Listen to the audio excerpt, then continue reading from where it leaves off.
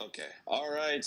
Hey, everyone. Welcome to another edition of Rambling Film Group, the podcast, YouTube series, whatever you want to call it. So today we are we're doing a little bit of catch up.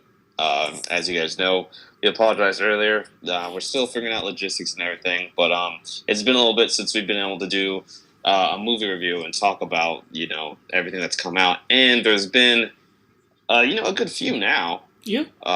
between the last time we did it. So we wanted to make sure we went ahead and touched on a good number of releases before we get back to our regular weekly output with probably what would cover, you know, tomorrow slash this weekend, A Wrinkle in Time.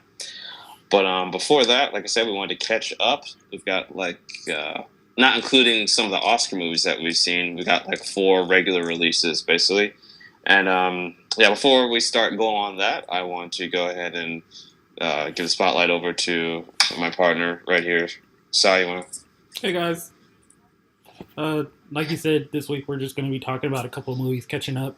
We might highlight on some Oscar stuff real quick, but we'll probably do a bigger review on that later in the week. So don't hinge on that too much. But yeah, we are just trying to catch up and get some stuff out there that we can and talk about it as much as possible. So we are ready to go, and you guys can get that information. All right. So just so you guys know, if you're tuning into this and you haven't seen any of the movies we're going to cover yet, this is going to be a full spoilers discussion. Yeah. We're getting into everything like that. So if you haven't seen any of the movies that we're going to talk about, and spoilers are a big deal to you. Obviously, don't check this out now. Wait until you've seen the movie and everything like that. We'll go ahead. We'll probably add some graphics to make sure we kind of show what movie is going to be talked about and at what time in the video, stuff like that, to do our best to help you guys out. But so the first movie that we're going to talk about, I guess, is, well, there's two that released that same weekend, but from weekend before last, I want to say. Um, the first one is Annihilation from Alex Garland and Natalie Portman. So me and my wife Kelsey, we saw that as soon as we could that Thursday. You guys know I'm a big sci-fi fan if you've been following our stuff, so I was pretty excited for it for sure. We did a initial spoiler-free like first thoughts review that's already up on YouTube. So if you haven't seen it and you want to get a vibe for it before listening to all this, go ahead and feel free to check that out.